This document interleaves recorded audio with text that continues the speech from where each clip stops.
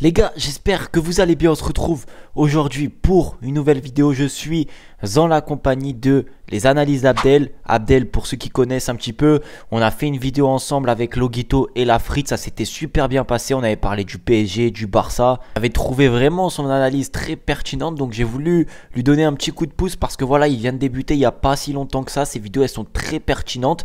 Aujourd'hui, on va parler d'un sujet qui bouillonne. Un sujet très intéressant pour nous, les supporters barcelonais.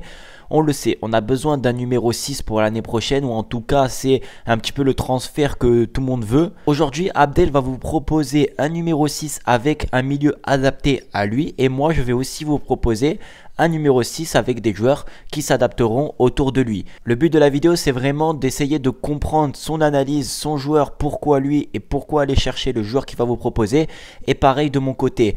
Dans les commentaires, n'hésitez pas à dire quel choix est le plus judicieux, quel choix sera le meilleur. On vous répondra tranquillement en commentaire. Merci encore du soutien, je vous laisse pour la vidéo. Allez, c'est parti.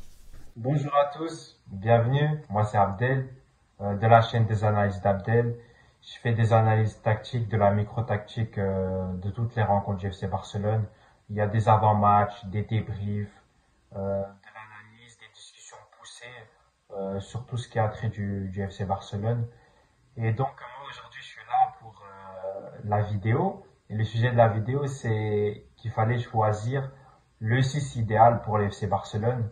Et moi, le 6 que j'ai choisi, c'est Zubimendi. Pourquoi j'ai choisi Zubimendi? Parce que je trouve que il coche pas mal de cases. Quelles cases? Déjà, justement, avec la Real Sociedad, il joue dans un double pivot avec Merino.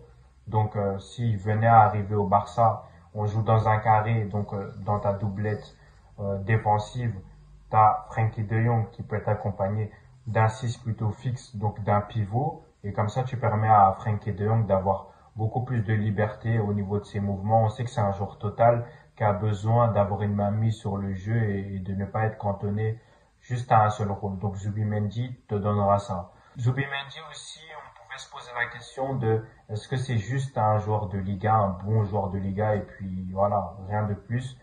On l'a vu en Ligue des Champions cette saison, dans une poule vraiment compliquée où il y avait Benfica, où il y avait l'Inter, où il y avait Salzbourg. Il termine homme du match de la rencontre contre l'Inter. À l'extérieur, donc dans un contexte hostile où il fallait montrer les crocs, il fallait faire un top match. On parle d'un 6 et pour le coup, il a vraiment été performant dans cette rencontre-là. Sa phase de poule dans la globalité, c'est vraiment du très haut niveau. Le huitième de finale, c'est un peu plus compliqué. Il y a beaucoup de blessures côté Real Sociedad et c'est un peu moins bien de toute façon dans le contenu de leur côté. Mais il n'a pas fait tâche sans non plus être extraordinaire lors de la double confrontation contre le PSG. Ce que j'aime bien aussi en termes de qualité du joueur, c'est que il joue dans une équipe qui est proactive, c'est-à-dire qu'une équipe qui a presque très souvent en tout cas le ballon. Donc c'est un joueur qui a un gros bagage technique, jeu long, jeu court et ce que j'apprécie aussi beaucoup chez lui, sa capacité à toujours être très vertical dans son jeu. C'est je reçois, j'oriente, je reçois, j'oriente et il y a souvent cette personnalité là de chercher des passes qui sont pas forcément très simples mais à chaque fois c'est pour amener du danger, pour amener son coéquipier face au jeu. Et ça, c'est une caractéristique que j'aimais beaucoup chez Boussi, chez Busquets, qui lui aussi avait cette force-là de pas avoir besoin de faire à chaque fois trop, de faire des fioritures pour rien.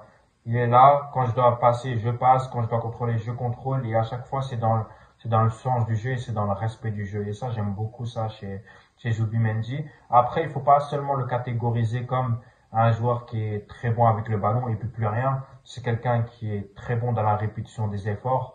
Il gratte énormément de ballons, donc c'est un formidable récupérateur. Avec le ballon, comme je l'ai dit, gros bagage technique. Donc Zubimendi, il coche déjà pas mal de cases. Et il faut pas oublier qu'il y a eu beaucoup de prétendants cet été, de gros prétendants, que ce soit Arsenal avant qu'ils prennent Declan Rice et le Bayern qui était à fond dessus. Et puis nous, le Barça, ça fait un moment que Xavi milite pour son recrutement parce qu'encore une fois, quand tu perds Bouzy, tu as besoin d'avoir ce type de profil-là en tant que pivot. Et je trouve que quand je vois la liste des pivots qui sortent, là, les Onana, les Zubimendi, les Waifer et tout. Il y a que Zubi que je trouve qu'il remplit beaucoup de cases.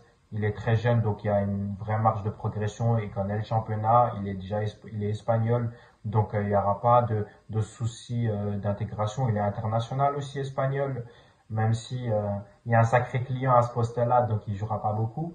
Mais voilà, si c'est un joueur aujourd'hui, je pense qu'il peut aspirer à beaucoup plus haut et comme club, et il a les aptitudes pour. Donc j'espère que ce sera le choix qui sera fait. Maintenant c'est cher, c'est 60 millions sa clause, mais pour moi il le mérite et ça fait 2 voire 3 saisons où on le voit comme l'un des meilleurs milieux de Liga. Donc ça c'est superbe pour Zubimendi.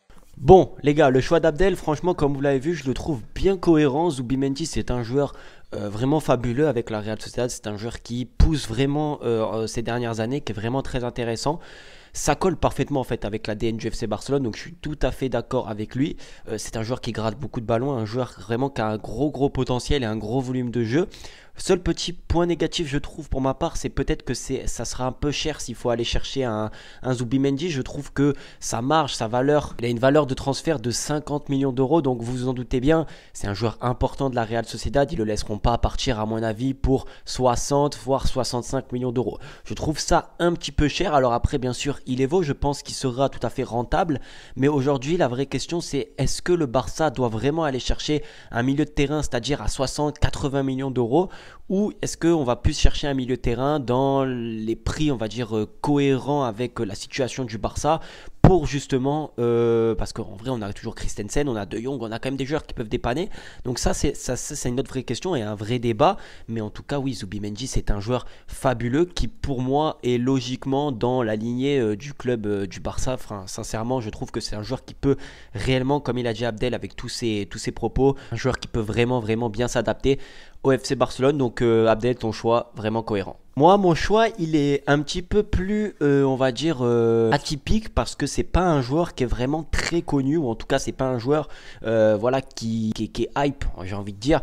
C'est un joueur, je vous le dis maintenant directement, c'est un joueur sous-coté. Vraiment, c'est un joueur qui est vraiment sous-coté. Il passe à travers les mailles du filet et à travers les radars. Ce joueur-là, c'est Bryan Cristante de l'AS Rome. Alors, je ne sais pas si vous connaissez, je ne sais pas si vous suivez un petit peu le championnat italien. Moi, j'ai un rattachement un petit peu à Rome. J'aime beaucoup ce club. Franchement, les adieux de Totti et tout, ils m'avaient vraiment marqué. Donc, j'ai toujours un petit œil en fait sur les joueurs qui sortent, les milieux de terrain, les attaquants, voir un peu comment ça fonctionne.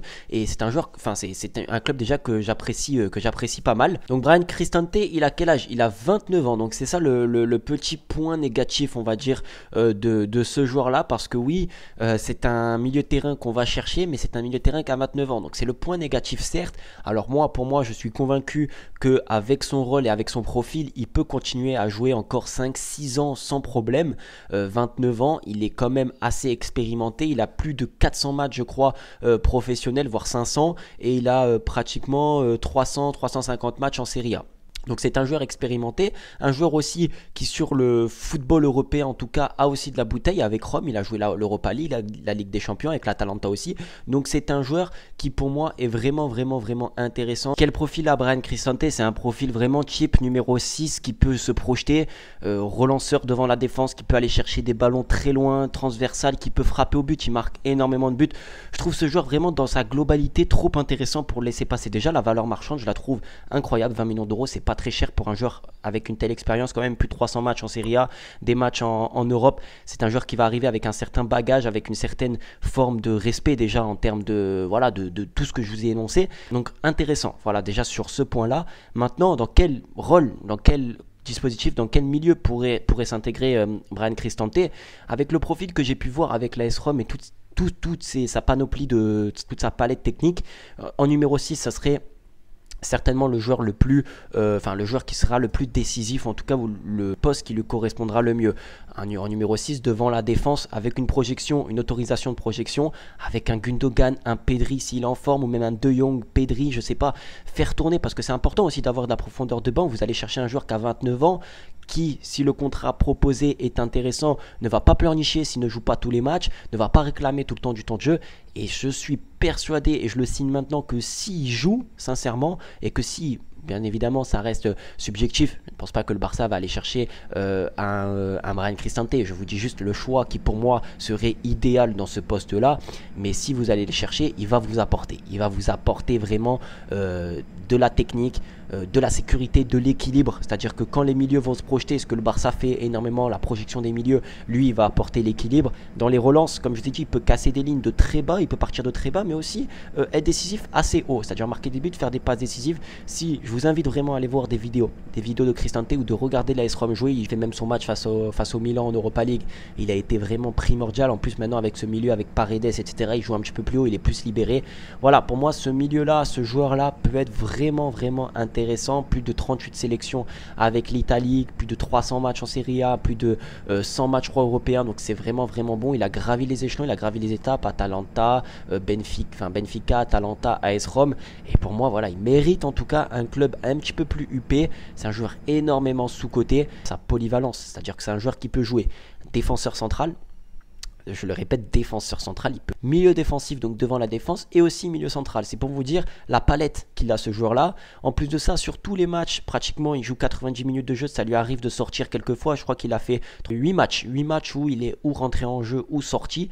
Donc c'est pour vous dire, sur les 32 matchs, il a eu 8 matchs où il est sorti en jeu ou rentré. Donc c'est pour vous dire comme quoi il se blesse jamais, comme quoi c'est un joueur confirmé et régulier. Ça, c'est très important pour le FC Barcelone. On connaît les blessures, etc. Donc voilà, mon choix, je le trouve vraiment intéressant. Maintenant, pour répondre à Kylian et le choix du joueur qu'il a effectué, c'est Cristante de la Roma, qui est un joueur vraiment intéressant. C'est un joueur de devoir. Ça fait quand même pas mal de saisons où c'est un joueur qui est plus que fiable. Il joue une trentaine, voire 35 matchs la saison. Donc c'est un joueur qui se blesse pas énormément. De Rossi qui fait un super boulot d'ailleurs à la Roma. Son équipe joue bien, proactive, il y a des occasions, etc. Mais moi, Cristante, c'est que c'est un bon joueur, mais comme je l'ai dit, c'est un joueur de devoir. Oui, il a un gros bagage technique, parce qu'on pourrait croire que quand je dis joueur de devoir, je le dévalorise, ou je parle comme si je parlais de Roméo. Non, pas du tout. C'est un super joueur, il n'y a pas de souci. Maintenant, moi, je pense que Cristante, 29 ans, il a un certain plafond. Et je pense que le plafond, c'est déjà maintenant. Et j'ai pas envie de prendre un joueur juste pour en prendre un. Si c'est pour prendre Cristante, moi, je suis prêt à prendre un gamin de la Masia ou de prendre un autre joueur avec un plus gros bagage, je trouve. Cristante, c'est un bon joueur de Serie A, mais je pense qu'on n'ira pas plus haut ni plus loin avec ce type de joueur-là. Et même à la Roma, je trouve que c'est plutôt Paredes, la vraie plaque tournante de la Roma. Donc voilà, Cristante, c'est bien pour l'AS Rome, mais je suis pas sûr que ce soit le meilleur des choix pour le FC Barcelone. Donc voilà mon avis. Le choix d'Abdel a été aussi vraiment très pertinent. Je pense qu'il part avec une longueur d'avance sur moi parce que Zubimendi, c'est un Espagnol. On va dire que ça sort un petit peu plus de l'ordinaire à mon choix, mais je trouve son choix vraiment intéressant. Peut-être un peu cher comme j'ai dit, mais vraiment intéressant. Donc n'hésitez pas à dire lequel des deux joueurs vous préférez voir au FC Barcelone. En tout cas, proposez aussi d'autres joueurs au milieu, ça peut être intéressant, mais j'ai pas voulu aller chercher les Kimmich, les Onana, etc. J'ai voulu sortir un petit peu de tout ça. Et Zubimendi, franchement, je m'y attendais pas. Je m'y attendais pas de la part d'Abdel. En tout cas, merci à lui. Comme d'habitude, pertinence à 100%, c'est vraiment top d'avoir pu tourner. Moi, je vous dis à la prochaine. Prenez soin de vous et de votre famille. Abonnez-vous à Abdel et aussi à la chaîne pour le référencement. Commentez, aimez, vous connaissez. Je vous dis à la prochaine. Prenez soin de vous. Ciao.